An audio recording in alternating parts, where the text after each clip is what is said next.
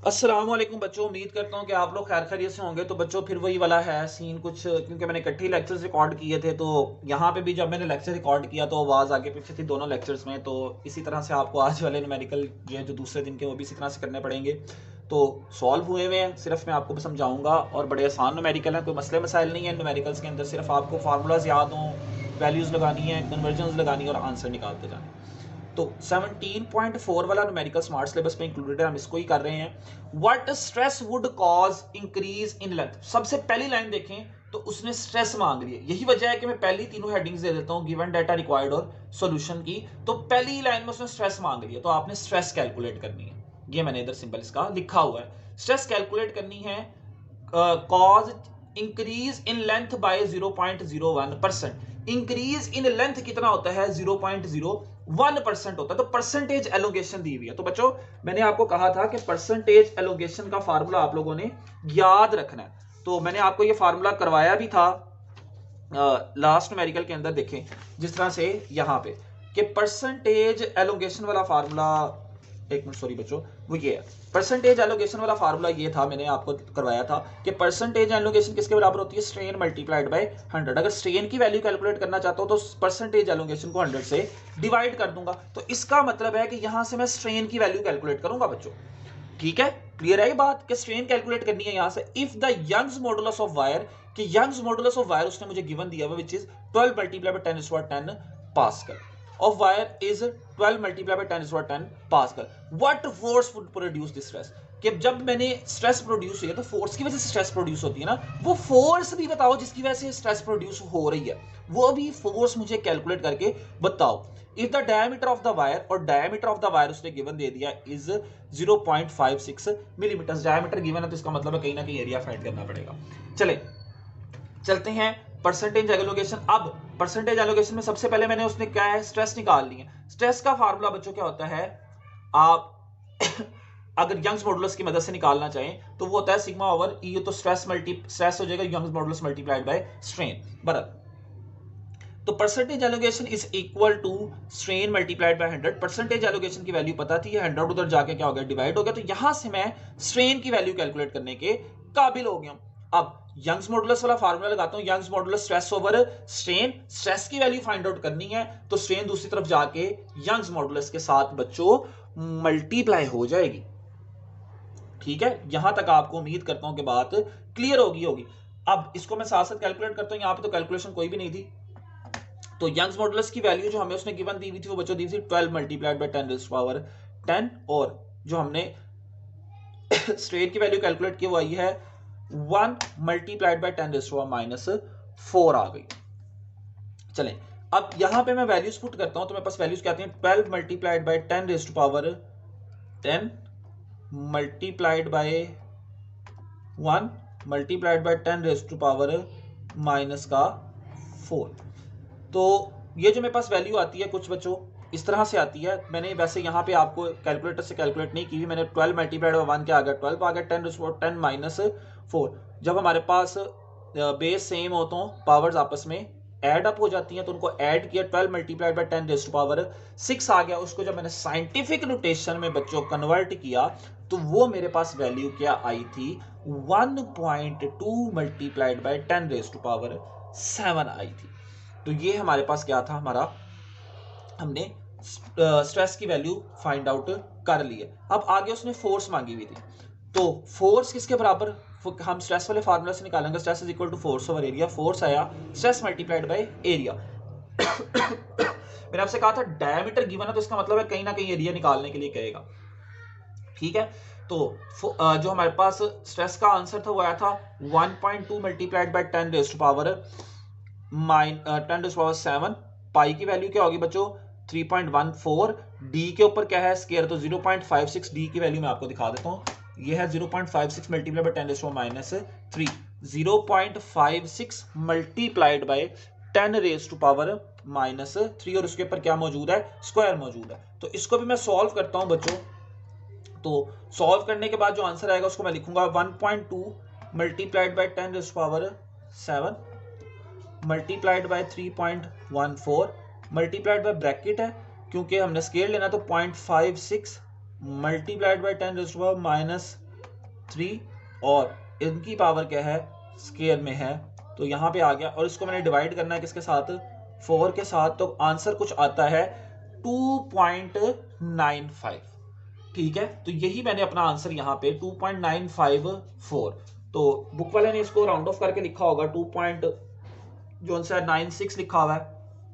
और आज यूनिट्स आपको पता है फोर्स के किसमें होते हैं, न्यूटन्स के अंदर होते हैं। तो उम्मीद करता हूँ कि इस न्यूमेरिकल की आपको समझ आ गई होगी और आपने देखा होगा कोई मुश्किलात नहीं है, बड़ा आसान सा न्यूमेरिकल है।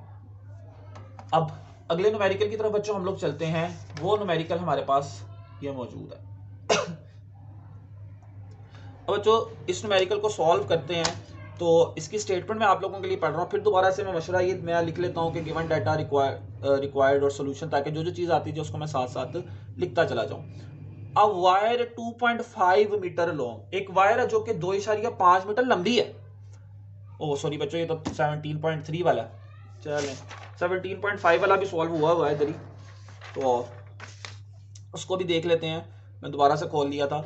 तो the length of steel wire is 1.0 metre. एक स्टील वायर है जिसकी लेंथ क्या है, एल, वो उसने हमें दी हुई है 1.0, इसका मतलब 1 मीटर दी हुई है। And its cross sectional area is 0.03। उसका जो क्रॉस सेक्शनल एरिया है, area of cross section of the wire is given which is 0.03 multiply by 10⁴ metre square. Calculate the work done, work done calculate करना। तो मैंने आपको एक बात बताई थी, वर्क डन ही बेसिकली एनर्जी होता है। तो calculate the work done in stretching the wire, आपने जब वायर को स्ट्रेच किया तो वर्क डन क्या करो, कैलकुलेट करो। When a force of 100 Newton is applied, और फोर्स जो है आपने कितनी अप्लाई की है, 100 न्यूटन की, within the elastic region, elastic region के अंदर अंदर जो आपने फोर्स अप्लाई की है। Young's modulus of steel is, steel का यंग्स मॉडुलस आपको उसने गिवन दिया हुआ है 3 मल्टीप्लाई बाय 10⁻11 न्यूटन पर metre square. Work done calculate करना, तो बच्चों जुगाड़ भी लगना है इसमें। मतलब पहले वर्क डन का फार्मूला लिख लेते हैं ना। वर्क डन का फार्मूला क्या होता है, 1.5 F इंटू डेल्टा एल। मसला ये है कि डेल्टा एल की वैल्यू गिवन नहीं है, तो किसी ना किसी तरीके से तो कैलकुलेट करनी है।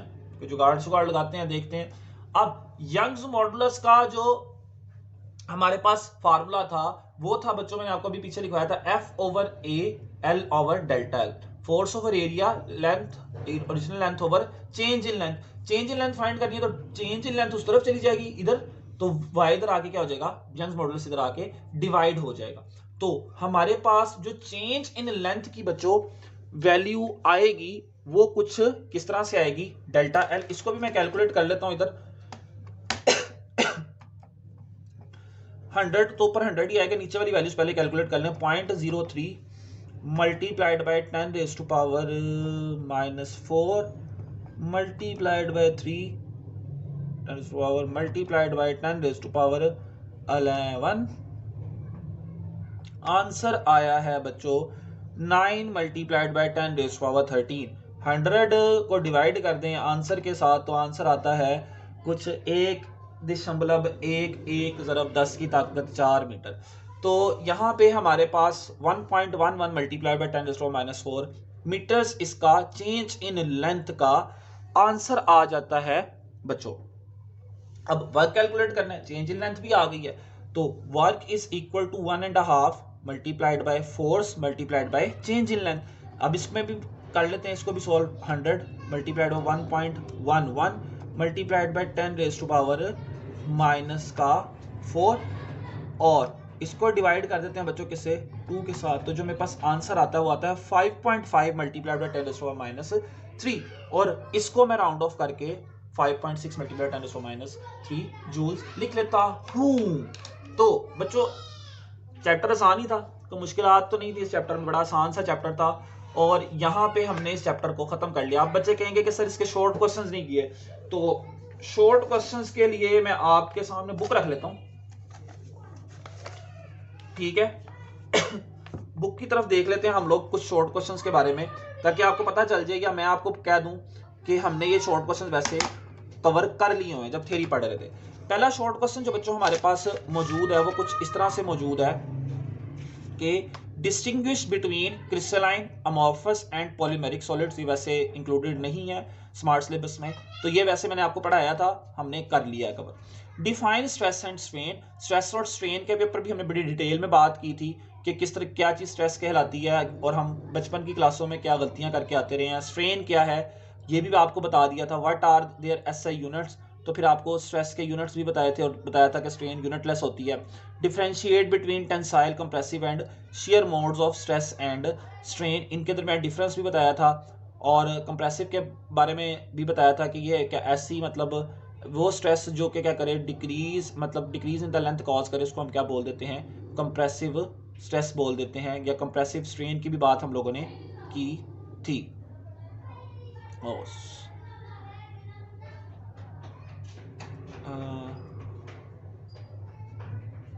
अब आगे चलते हैं, डिफाइन मॉडुलस ऑफ इलास्टिसिटी, तो मॉडुलस ऑफ इलास्टिसिटी भी हमने बड़ी डिटेल में बात की थी। Show that units of modulus of elasticity and elasticity and stress are same, इनके यूनिट्स क्या होते हैं, सेम होते हैं। मॉडुलस ऑफ इलास्टिसिटी बच्चों आपको पता है रेशियो है स्ट्रेस ओवर स्ट्रेन की, और स्ट्रेन क्या है, एक यूनिटलेस क्वांटिटी है। तो जो यूनिट स्ट्रेस के आते हैं वही हमारे पास मॉडुलस ऑफ इलास्टिसिटी के आते हैं, इसकी बात मैं आप लोगों से कर चुका हूँ। Draw stress strain curve for ductile material and then define the term elastic limit, yield point and ultimate tensile strength, तो इसके ऊपर भी मैं डिटेल में बात कर चुका हूँ। तो बच्चों फिर अगला जो हमारे पास है, what is meant by strain energy, how it can be use, it can be determined for the force, how it can be determined from the force extension graph, तो ये बात भी कर चुके हैं। Describe the formation of energy bands, तो energy bands वाली बात भी बड़ी डिटेल में आपसे डिस्कस कर चुका हूँ। Explain the difference among electrical behavior of conductors, insulators and semiconductors in terms of energy band theory, तो इसके ऊपर भी बड़ी डिटेल में हम लोग बात कर चुके हैं, इसकी तो लेक्चर्स की वीडियोस भी मौजूद हैं। Distinguish between intrinsic and extrinsic semiconductors, how would you obtain N type and P type material from pure silicon, illustrate it by schematic diagram, तो इस बात पे भी हम बड़ी डिटेल में बात कर चुके हैं। और डायग्राम्स भी मैं बता चुका हूँ, आपके सामने बना चुका हूँ। पी टाइप के अंदर और एन टाइप के अंदर हम लोग पेंटावेलेंट, और पी टाइप के अंदर हम लोग ट्राइवेलेंट इम्प्योरिटी ऐड करते थे, और ये भी बता चुका हूँ कि क्यों बनाते हैं हम लोग एक्सट्रिंसिक के, हमने कंडक्टिविटी को इंक्रीज करना होता है, बड़ी डिटेल में बात हो चुकी है। अब discuss the mechanism of electrical conduction by holes and electrons in pure semiconductor element, तो प्योर सेमीकंडक्टर एलिमेंट में सिलिकॉन की एग्जांपल लेके या जर्मेनियम की एग्जांपल लेके आप लोग इसको बड़ी डिटेल में मैं आपको एक्सप्लेन कर चुका हूँ। Right a note on super conductor, जो सुपर कंडक्टर्स में बड़ी डिटेल में बात की, और मैंने शायद उसमें ये भी कहा था कि साइंटिस्ट का नाम मुझे लेना नहीं आता, बड़ा अजीब सा नाम है, प्रोनाउंसिएशन नहीं आती। अच्छा, what is meant by para dia and ferromagnetic substances, give examples for each, इस पे भी हम बड़ी डिटेल में बात कर चुके हैं। What is meant bye hysteresis loss, what is how is it use in construction of transformer, तो फिर मैंने इस पर भी डिटेल में बात की थी। ट्रांसफार्मर में हमने क्या करना था, स्मॉल कर्व, मतलब जिनका एरिया कर्व्स का स्मॉल हो वो वाला मटेरियल इस्तेमाल करेंगे, सॉफ्ट मटेरियल इस्तेमाल करेंगे। बड़ी डिटेल में आपको सारे शॉर्ट क्वेश्चंस पे हम लोग चैप्टर की थ्योरी के दरमियान ही बात कर चुके हैं, अगर आप लोग गौर करेंगे तो। यहाँ पे ये हमारा चैप्टर बच्चों क्या हो जाता है, वाइंड अप हो जाता है, और इस चैप्टर की नेमतें आप पे आपके उस्ताद ने तमाम कर दी हैं, जिस तरह से आपसे पहले बच्चों पे तमाम की गई थी, ताकि आप उन पहले बच्चों की तरह पढ़कर कामयाब हो सकें, और आप अपने उस्ताद की बच्चों कौन कौन सी नेमतों को झुटलाओगे। तो ये बच्चों हमारा डायलॉग है, हमने बोलना होता है चैप्टर के एंड पे, तो यहाँ पे भी बोल रहे हैं, सुने आप लोग। उम्मीद करता हूँ कि आपको इस चैप्टर की समझ आ गई होगी। इंशाल्लाह जो हमारे पास अगला चैप्टर है वो हम चैप्टर नंबर 15 स्टार्ट करेंगे, और चैप्टर नंबर 15 की वीडियोस भी आपके पास इसी तरह से आती रहेंगी। तब तक के लिए बच्चों अल्लाह हाफिज, ख्याल रखें अपना।